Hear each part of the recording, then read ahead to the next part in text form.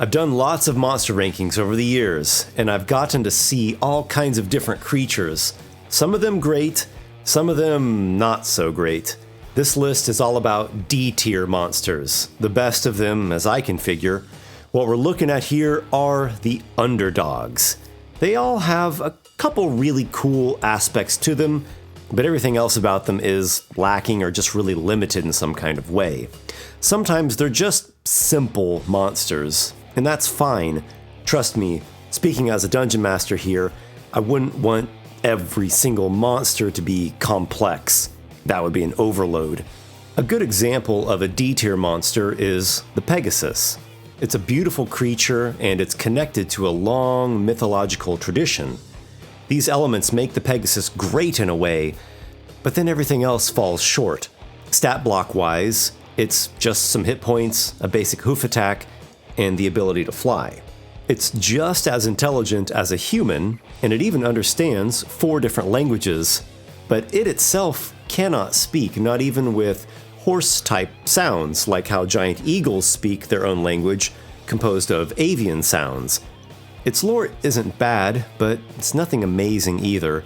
As I've mentioned many times before, a DM can remedy these issues. You can improve upon the Pegasus with your own homebrewing, but you can always do that anyways with anything in D&D, so it doesn't really mean anything if you say that you can just homebrew something. The hope is that the official content has been well developed enough so that we don't need to always be spending time homebrewing everything. Or in my case, I usually prefer creating my own thing over spending that time and effort on improving someone else's thing. So we're going to be looking at a flawed bunch of creatures. I really like all of them. They're in my top 10 list here after all. And despite their imperfections, I truly have a fondness for them. Before I get too carried away, I want to encourage you guys to hit the like button. Your support helps get my videos featured more, which I greatly appreciate. Also, make sure to subscribe to my channel for more monstrous and heroic videos. If you're already subscribed, you have my bardic bow of gratitude for your companionship. Number 10. Gas Spore. Yes, it's technically a fungus, and yes, fungi are not plants, but this is D&D, and things have to get simplified. Gas spores grow from corpses, with the original gas spores spawning from dead beholders. That is why when you first see a gas spore, you might actually mistake it for a beholder, as it resembles them. The stalks of a gas spore infect its prey with a deadly disease, and if the gas spore is damaged, it bursts, releasing a 20-foot radius cloud of poison damage that also delivers that said disease. Believe it or not, despite this creature being merely just CR 1/2, the disease's DC is 15, and its effects are that the infected subject dies in a number of hours equal to 1d12 plus its constitution score. For the second half of this disease, the host also suffers the poison condition. After the infected creature dies, 2d4 tiny gas spores arise from its corpse and grow to full size in a week. I applaud the gas spore. Rarely do 5th edition creatures have that deadly of effects. This is surprisingly lethal. There is no officially stated way to overcome the disease without magic, so you need someone in the party who can cast Lesser Restoration, or a paladin who can use Lay on Hands, or perhaps the group can reach a healer in time who is capable of removing the disease, or maybe find a curative potion.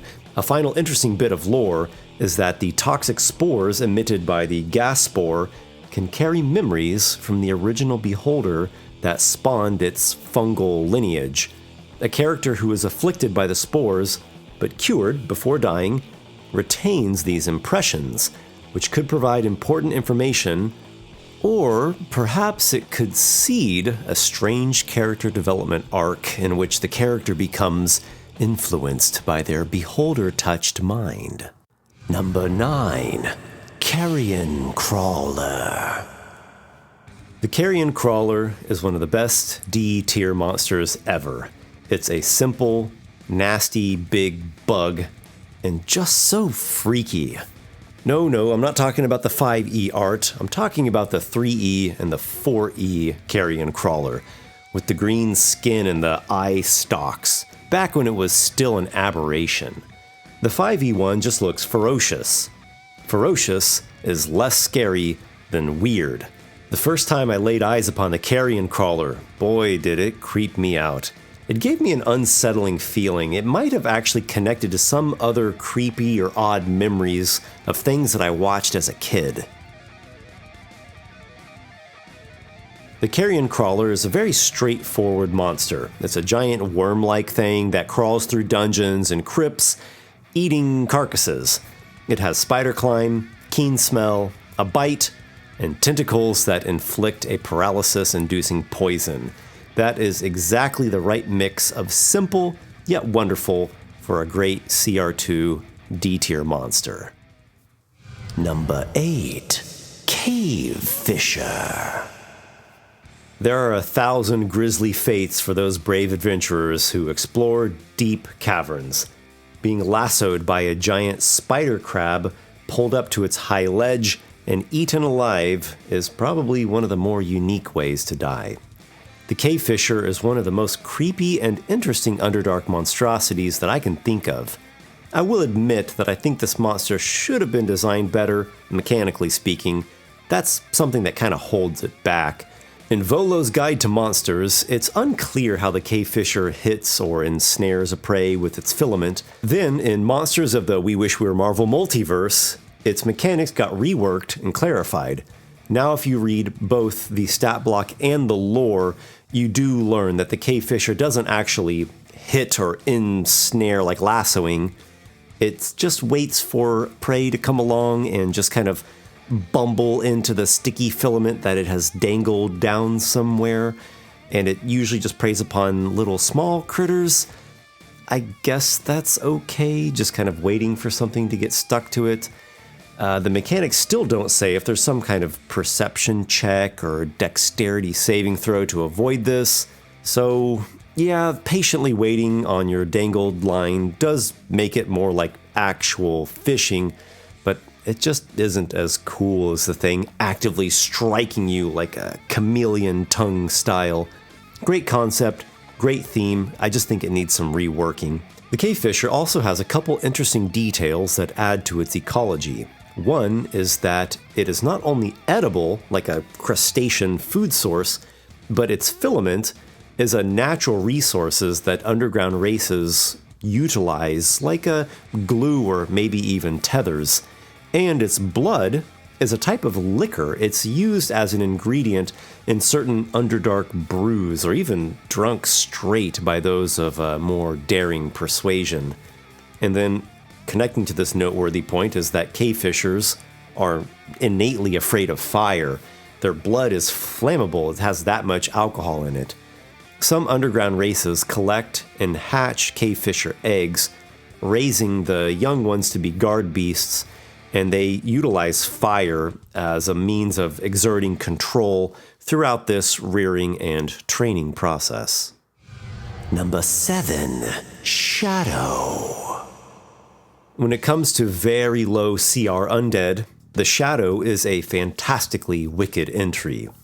Hiding easily in darkness, slipping through tiny crevices, resisting many types of damage, including non-magical weapons. And it strikes with a touch that deals necrotic damage and damages the target's strength score. Should your strength fall to 0, you perish, and a couple hours later, your Shadow animates as another of these undead stalkers. The Shadow harnesses our fear of the darkness and of our own dark side. It's not as widely renowned as skeletons or zombies, but it's more unique due to its strength-draining attack and its insubstantial composition. This introduces a level of complication and a variety of threat and combat encounters, and that's a great thing. Encounters that are too consistently predictable and straightforward can make a campaign go stale. Number 6, Elemental Murmidons. What we have here are medium-sized variants of the 4 baseline elementals: air, earth, fire, water. And they are bound to suits of plate armor and equipped with weapons. And of course, they are summoned into existence by magic. They don't get much lore at all, which is an unfortunate downside. And I also think that their special attacks could have been handled differently, particularly with the air and earth Myrmidons. They have to give up their multi-attack to make a single attack, which, if that hits, it deals extra damage and the target must succeed on a save, or be stunned in the case of the air Myrmidon, or knocked prone in the case of earth. These special attacks also have recharge 6, so they probably only get 1, maybe 2 tries per encounter. Imagine being a Battlemaster fighter, and instead of applying your maneuvers and your superiority damage upon hitting, you have to declare them in advance, and if you miss with your attack, they're just wasted. That would be lame. Comparing the elemental Myrmidons to just the typical baseline elementals, we see how they lag behind. Their ACs and hit points are a bit higher, but their attacks are not particularly more powerful. They're actually less strong in certain cases. Really, their attacks are just more plain and straightforward. They don't have those varieties and uniqueness to them like the base elementals do. They don't have whirlwinds and earth glide and things like that. The different little maneuvers they can do and the aesthetics that they have are pretty cool. None of it's bad, but neither is it all that great. It's just all very simple and a bit on the generic side. I just wish they had more cool abilities and the great mobility of the 4 base elementals in the monster manual.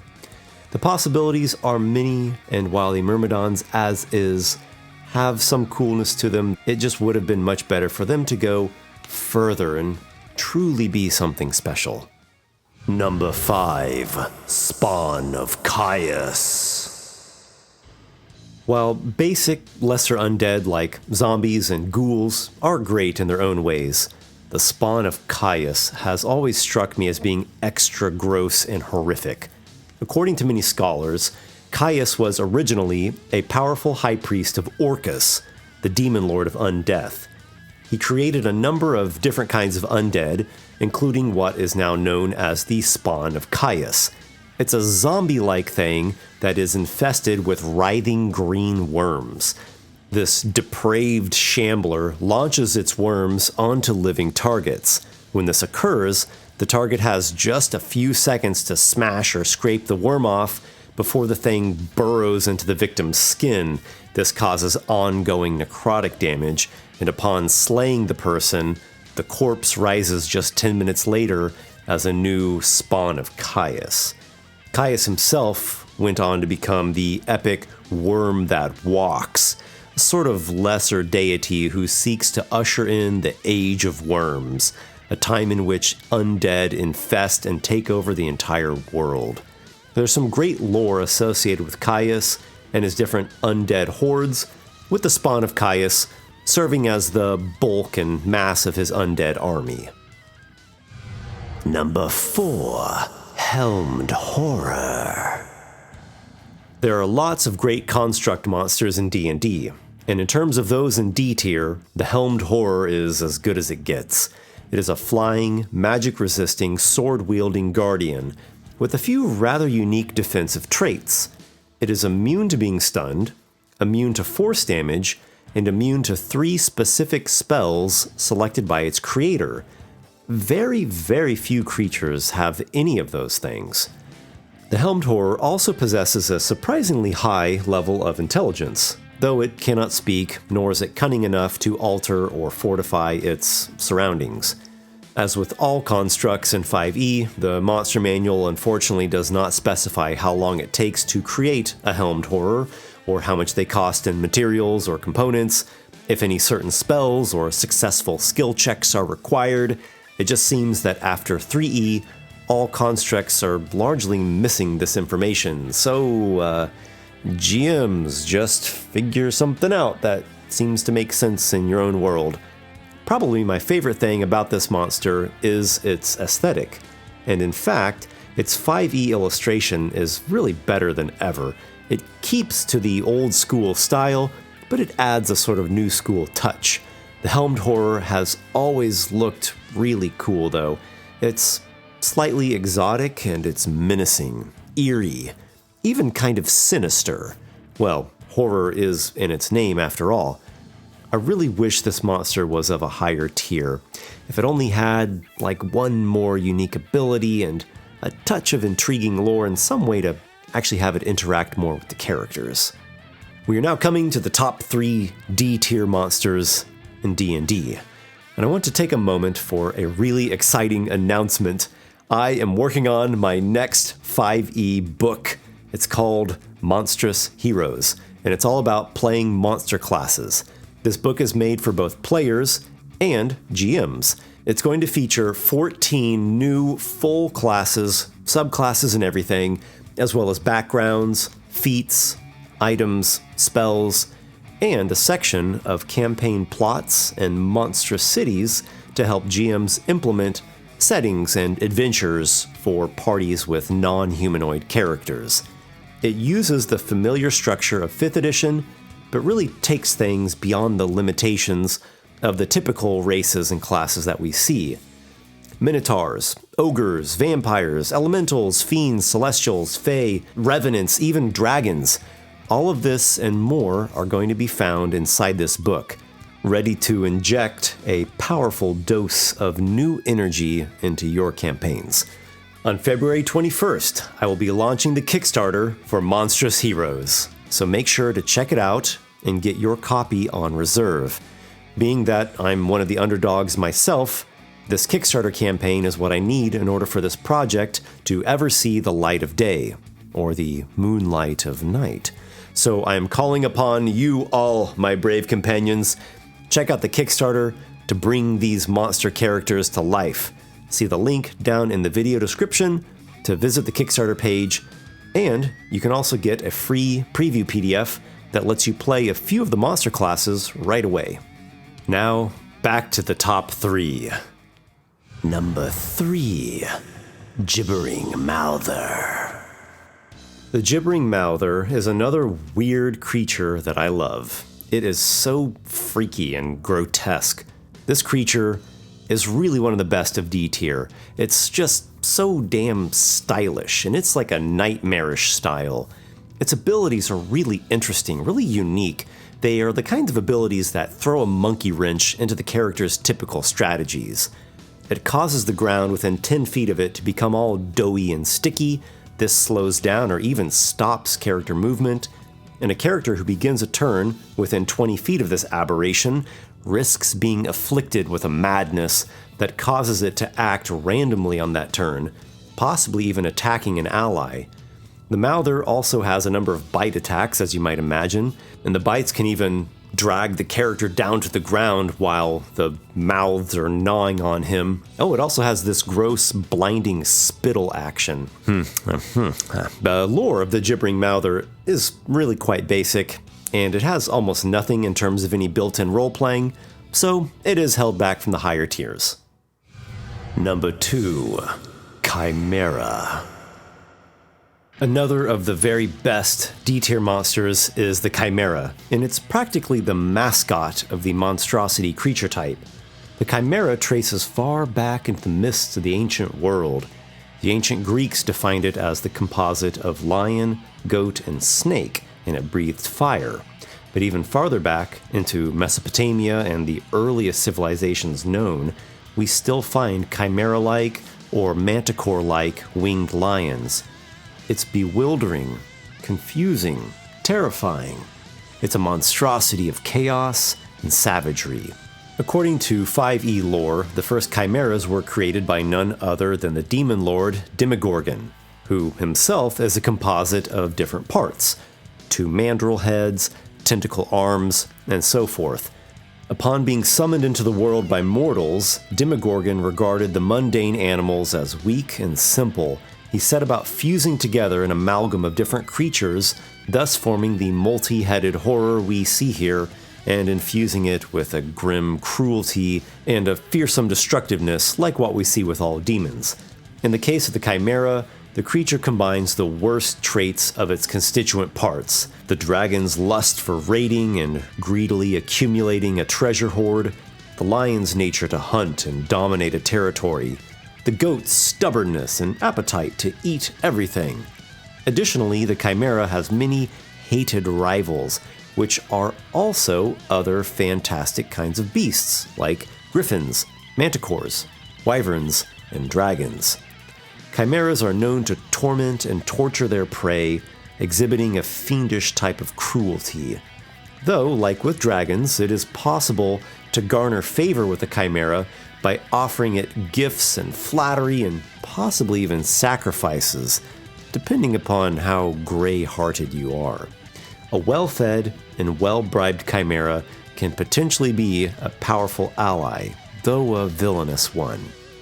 Combat-wise, a Chimera has melee attacks in the forms of bites and horns and claws, as well as a fire breath that functions like a dragon's.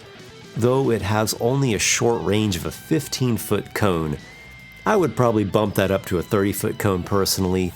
It would still make it fairly close range. It can fly quickly, though its land speed is only 30 feet, the same as a regular person.